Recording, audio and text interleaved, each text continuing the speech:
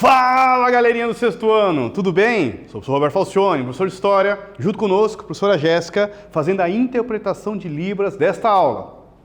Em nome da Secretaria da Educação do Estado do Paraná, sejam todos bem-vindos. Nesse tema, Amoritas, os chamados babilônios, né? A civilização babilônica, pano pra manga, vai ter até música.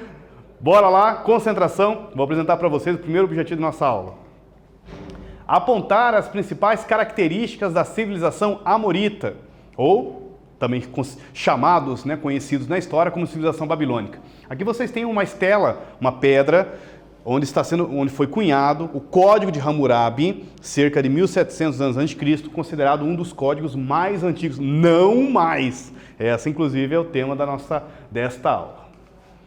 Agora eu trago para vocês uma imagem para nós analisarmos juntos. Vocês vão ser os historiadores da nossa aula. Saberia dizer do que se trata essa imagem? Ah, professor, Minecraft? Não é um Minecraft. Tem nada a ver. Parei. É um portal, professor? Opa! Mas tá muito bem conservado, hein, professor? Pô, então pode ser uma reconstituição, inclusive, né? E esses cavalinhos aqui, professor? Esses carneiros? Pois é, pode ser o quê? Representação de deuses mesopotâmicos, né? O que vocês acham? Então, trata-se do portal Star, né? A deusa da fertilidade, a Star. Essa aqui é uma reconstituição na cidade da Babilônia, que realmente estava lá o portal, né? Mas, curiosamente, a gente chama aí de piratarias da história, da arqueologia, tem os restos originais do portal, olha que contradição, está na Alemanha, no Museu de Berlim. Pois é, isso daqui foi reconstituído, provavelmente não com as peças originais. As peças originais estão no Museu, no Museu de Berlim, na Alemanha. Lembrando que a Babilônia fica no Iraque. Mas daí eles deram conta de fazer uma reconstituição mais ou menos onde ficava. Pode ver que você encontra as muralhas da cidade da Babilônia. Então aqui você, para entrar, hoje a cidade foi reconstruída também, várias partes é original, outras partes nem tanto, né? O governo iraquiano não tem lá um foco turístico muito bom, não, vamos dizer assim, até porque é um país que passou nos últimos anos por guerras, né? Inclusive guerras que teve invasão internacional, inclusive. Então, se o turismo já não era muito forte, principalmente nos últimos anos, a instabilidade política, social interferiu também. No entanto, é verdade, a cidade de Babilônia existe, está lá, né? Essa virou uma espécie de um museu a céu aberto. O que seria isso, né? Você anda pelas ruas da Babilônia, dá para, chega a arrepiar, né? Imaginar o que seria viver há 3.000, 2.000 anos antes de Cristo na cidade da Babilônia. É de se arrepiar. Vou mostrar para vocês algumas imagens, inclusive, dessa cidade. Bom, afinal, quem foram os amoritas? Por volta de 1900 a.C., os amoritas, um povo semita, vindo do deserto da Arábia, se estabeleceram no centro-sul da Mesopotâmia. Eles construíram um poderoso império que abrangia quase toda a Mesopotâmia, que é chamado Primeiro Império Babilônico. Então, esse é o primeiro porque teve outros, né? Inclusive um dos últimos, chamado Neobabilônico, lá do Nabucodonosor II, que teve inclusive a passagem bíblica do cativeiro da Babilônia, lá por 595, 585 a.C. Aqui, como eu falei, a sensação de andar pelas ruas da cidade da Babilônia, aqui você tem uma imagem do Museu Arqueológico do Iraque. Professor, são as paredes da cidade, as muralhas? Sim, exatamente, é fantástico. Um dos maiores povos mesopotâmicos, os amoritas, favoreceram a reflexão sobre questões morais, valores sociais e cotidiano da civilização, e como alguns desses aspectos ainda estão presentes em nosso cotidiano. Então, estudar os amoritas lança uma discussão sobre como que se organizavam leis, como que houve a necessidade de se criar normas, regras, morais, de condutas, para que pudessem, o mínimo possível, viver em sociedade. E isso é importante para nós entendermos, inclusive, nosso conjunto de leis atuais. Como surgem, de quais necessidades, o que se entende como justiça. Esse é o Código Hammurabi. Reconstituição do portal de Star da Babilônia, Iraque. Existe outra criada, o senhor Roberto falou, com fragmentos originais. Essa aqui não é. Que contradição, né? Está no Museu de Pérgamo, na Alemanha. Opa, corrigindo, não é de Berlim, é de Pérgamo, na Alemanha. Hammurabi, um dos principais, imperadores babilônicos, entra para a história por ter sido o chamado Código Hammurabi, apesar que as leis não é dele, mas ele teve todo um trabalho de marketing ali fantástico. Além desse trabalho das leis do Código Hammurabi, o rei Hammurabi entrou para a história também por ser um rei muito participativo em desenhar a organização da cidade. Ele mesmo pessoalmente participava da administração do império, era um cara bem atuante. Inclusive ele coordenou, ele desenhava as construções de vários edifícios públicos, canais de irrigação. Era um cara muito inteligente. Então não somente por causa do código, mas como governante foi considerado um cara muito inteligente. Aqui você tem ruínas da cidade da Babilônia, do Museu Arqueológico, é uma imagem de 2018. Sua obra mais célebre, porém, foi um código de leis que influenciou o mundo atual, chamado Código de Hammurabi. Lembrando, não é dele, as leis já existiam, provavelmente não estavam escritas. O que ele faz, que acaba entrando para a história como Código de Hammurabi, é uma estela onde tem a imagem dele e do deus Shamash, um dos principais deuses mesopotâmicos, onde ele estaria recebendo as leis. Embaixo, 300 e bordoada artigos ali do código que significa conjunto de leis da Mesopotâmia. Ruínas da cidade da Babilônia, Museu Arqueológico do Iraque, coisa fantástica. Galera, vocês já imaginaram vocês andarem por isso aqui? Coisa fantástica. Viver, o que era isso daqui? Comércio, pessoas andando, como diz o outro, a mula passando por ali com a carroça, que coisa. Imaginar isso vivo deve ser fantástico. Agora é com vocês, copiem seu caderno e responda. Quem eram os Amoritas? Como foi chamado o Império Amorita? Daqui a pouquinho nós voltamos para corrigir.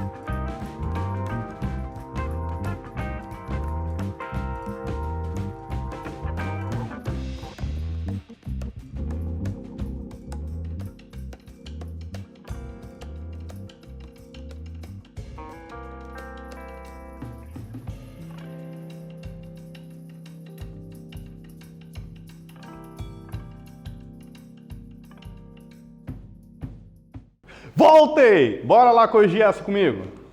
Um povo semita vindo do deserto da Arábia e que se estabeleceram no centro-sul da Mesopotâmia. Então agora vamos conhecer o que é o Código de Hammurabi e de quebra, e vou apresentar para vocês o Código de Ur-Nammu. Então são dois códigos. Lembrando, a palavra código significa conjunto, Código de leis, conjunto de leis. Então, as leis vêm, é uma necessidade, surgiu em sociedade ali, você tem que ter um mínimo ali de valores ali para o que você vai servir de justiça, de punição. Olha, roubou ali, ó, o fulano não pagou a dívida, como é que é, rei? Eu quero receber a minha dívida, né? Ou outro, ó, mexeu com a minha esposa, que história é essa? Eu quero punição ali, ó. Para ter um mínimo de valores de respeito em sociedade, surgem as leis. Então, pronto, né? E assim, quando falamos em leis, você pode colocar, inclusive, na pré-história. As próprias leis já existiam, não eram escritas, né? Inclusive em leis importantíssimas para começar a viver em grupo. Eu estou falando dos homens da caverna. Sim, já tinham algum tipo de lei ali, estabelecendo o mínimo de controle, de respeito, inclusive dentro da própria família. Agora, quando nós estamos falando de uma sociedade extremamente complexa, com governo, com comércio, com uma população ali, nós estamos falando de 15, 20 mil pessoas dentro daquela cidade ali, meu amigo, você pensa, o pau deve comer ali dentro. Como que se resolve tudo isso? Leis. Ah, mas só leis faladas não é o suficiente, as chamadas consuetudinárias. Então agora tem que escrever e tem que botar para todo mundo ler, para entender aonde que está escrito, aonde que está dizendo o que está errado, o que está certo. Assim surgem o Código de Hammurabi, depois, ou melhor, antes ainda, né, o Código de Ur-Nammu. Então, primeiro, o Código de Hammurabi não é o mais antigo da história, mas é o mais famoso. Por quê? Por dois motivos. Primeiro, essa magnífica estela, né, encontrada na região, ela em cima tem a imagem do Hammurabi, o governante babilônico, recebendo um papiro, um pergaminho, melhor dizendo, do deus Shamash, que está sentado, entregando as leis. Então ali é uma estratégia de marketing dizendo o seguinte: olha, as leis são divinas, quem não respeitá-la estará desrespeitando não somente o rei, não somente as leis, como também o próprio deus Shamash. Olha que estratégia. De quebra, o Hammurabi ainda saía bem na foto, porque ele está dizendo que tem uma ligação direta com o deus Shamash. Ou seja, quem de quebra ainda não respeitar o próprio rei, está desrespeitando os deuses, porque ele tem uma ligação direta com... ele é chegado dos caras lá de cima. Ou seja, legitimação de poder, fortalecimento de forma de governo. É uma forma impressionante de propaganda. Já naquela época, professor, sim. Embaixo, vocês não conseguem ver muito bem pela imagem, estão os 300 artigos do Código Hammurabi. Tá, esse é o primeiro motivo que ele entrou para a história, porque essa estela magnífica, feita em pedra negra, acredita-se que seja um meteorito, nem é uma pedra que não é terrestre, fortalece mais a ideia das leis vindas do céu. Opa, tudo tem significado, é impressionante. O Código Hammurabi, 1700 a.C., esse é o período dele, embora o mais extenso, não é o mais conhecido. Tá? O corpo de leis mais antigo conhecido hoje pode mudar. A arqueologia pode encontrar amanhã um outro código mais antigo. É, na verdade, do fundador da terceira dinastia da cidade de Ur, chamado Ur-Nammu. Por isso nós falamos que é o Código de Ur-Nammu. Ele é de 2111. Vejam a diferença, quase 400 anos. Então o Código de Ur-Nammu é mais antigo. Mas o Código Hammurabi, apesar de não ser o mais antigo, é o mais famoso, porque ele trabalha com a ideia do olho por olho, dente por dente. A expressão vem dela mesma, né? Porque entre os códigos tinham lá: se alguém furar o seu olho, você terá direito a furar o... Se tenha justiça nisso, né? Se não tenha motivo, você poderá furar o olho do fulano. Se alguém arrancar-lhe seus dentes, você poderá pedir justiça para arrancar os dentes do cara lá também. A expressão, a lei tinha a ideia dos dentes e do olho. Tudo bem que é uma expressão, é uma forma, né, simbólica, porque na verdade está dizendo o seguinte, que a proporção do crime que você foi cometido poderá praticar a sua justiça na mesma proporção. Só que o termo em que nós usamos isso, na verdade, é talião, que é um código de talião. Então, uma lei de talião que rege o Código Hammurabi. O que é isso, professor? Retaliação. Você vai retalhar na mesma medida o crime, né? A punição será praticada na mesma medida do crime. É isso que é lei de talião ou lei de retaliação, de retaliação. Retaliar, a gente até usamos essa palavra, né? Talião não usamos tanto. Então, para vocês entenderem que as penalidades serão correspondentes ao mesmo crime, mas assim, tinha uns exageros. Mais ou menos assim, se o filho desrespeitar o pai, suas mãos serão cortadas. Meu Deus do céu, tinha uns exageros. Tinha outro lá, se a casa do fulano cair, o pedreiro será morto. Tinha uns exageros. Não sei se praticavam tudo isso, mas coitado do pedreiro na época. Não deveria ser fácil não trabalhar nessa época não, ser construtor. Mas tinha esses exageros. Imagine a importância da lei para acalmar os ânimos da galera, para precisar de leis tão rígidas, tão rigorosas. Baseado na lei de Talião, como o senhor Roberto falou, olho por olho, dente por dente, na mesma proporção, previa punição ao infrator na mesma proporção, ok? Princípio de Talião, sinônimo de retaliação, o senhor Roberto já explicou, pena não seria uma vingança desmedida, mas proporcional à ofensa cometida pelo criminoso. Copie a pergunta no seu caderno e responda, galerinha, com vocês. Quem foi Hammurabi? Por que ele ficou conhecido na história? Não só por causa das leis, caprichem aí.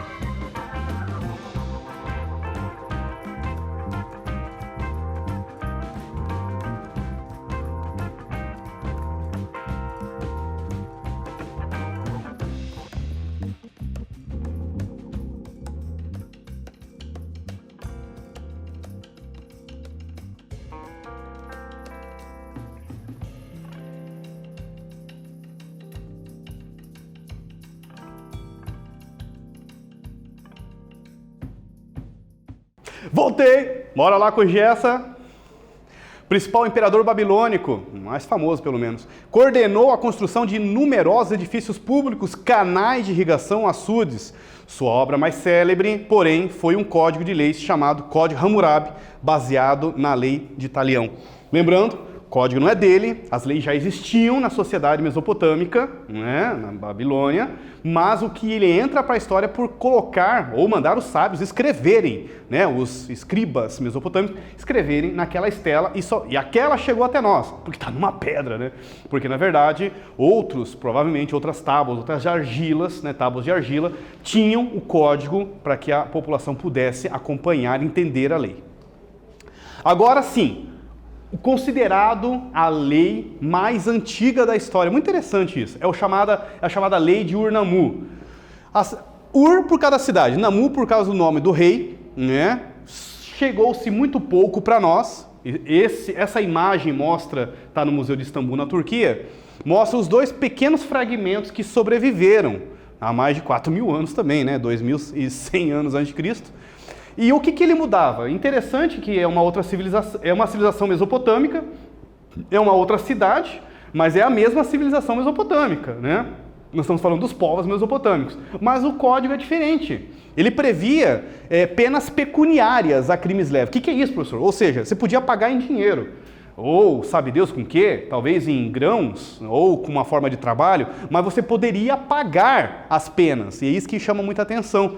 Quando se paga as penas, nós utilizamos o termo pena pecuniária, ok? Sobreviveram 2 fragmentos, o professor Roberto falou, são pequenininhos, 20 centímetros, gente, nossa, a 10 centímetros de escritos dos 2 lados, na língua cuneiforme, interessante. Agora, vem o momento da nossa aula, para uma música, prestem bastante atenção, galerinha, o professor Roberto vai tocar junto com vocês aí, prestem atenção na letra, acompanhem junto com o professor Roberto, e observem os elementos da civilização mesopotâmica. Poxa, uma música aí que o professor Roberto fez em 2016 com os alunos do Colégio Romário e fizemos em sala de aula, inclusive, e a gente trabalha até hoje uma música e uma turma que eu tenho muito carinho. Vamos lá? Presta bastante atenção.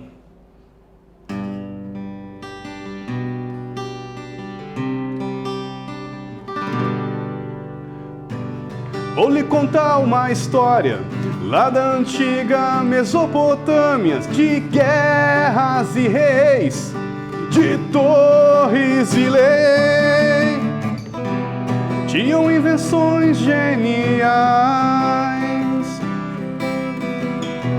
Roda aí a primeira escrita da história. Mas o que impressionava era o código de Hammurabi. Olho por olho, dente por dente, essa frase assustava muita gente. Olho por olho, dente por dente, essa frase assustava muita gente.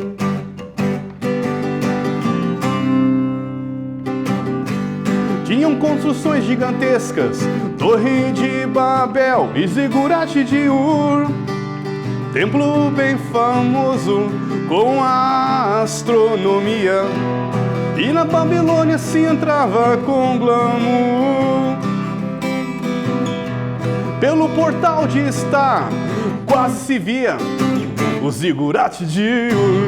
Olho por olho, dente por dente, essa frase assustava muita gente. Olho por olho, dente por dente, essa frase assustava muita gente.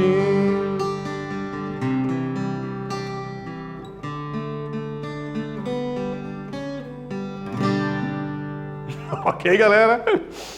Prestaram atenção na letra, na música do professor Roberto. Agora com vocês, copie a pergunta do seu caderno e responda sobre a música O Fantástico Mundo da Mesopotâmia. Identifique elementos que estão presentes na música e que foram conteúdos dessa aula. Tem um QR Code, galerinha conhecer aí, também o trabalho do professor Roberto no YouTube. É com vocês, daqui a pouquinho nós voltamos.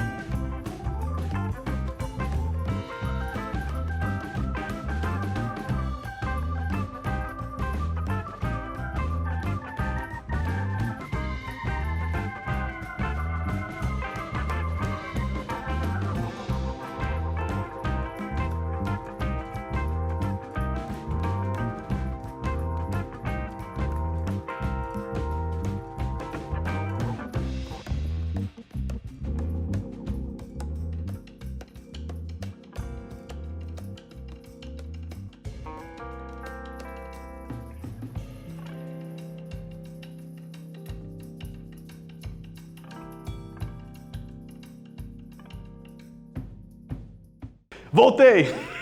Gostaram da música? Bom, assustava, deveria assustar muita gente. É uma brincadeira, né, galera? Vamos corrigir essa junto com o professor Roberto, então. A música traz vários elementos da Mesopotâmia. A escrita cuneiforme, o zigurate de Ur, a cidade da Babilônia, o código de Hammurabi, que é o refrão da música, né? Olho por olho, dente por dente, e o portal de Star. Né? Também tem elementos da urbanização ligados também à religião, ok? Terminamos aí? Vimos sobre os amoritas, analisamos as ações de Hammurabi, o principal imperador babilônico. Seu principal legado foi o Código de Hammurabi, embora este não seja o primeiro conjunto de leis, é um dos mais conhecidos. Ele criou normas e leis em diversos campos da vida social e estabelece penalidades correspondentes para o que considera como crime. Espero que vocês tenham gostado. Abração, aquele abração do professor Roberto para todo o Paranazão. Foco nos estudos, galerinha. Força, fé no coração. Até a próxima, valeu!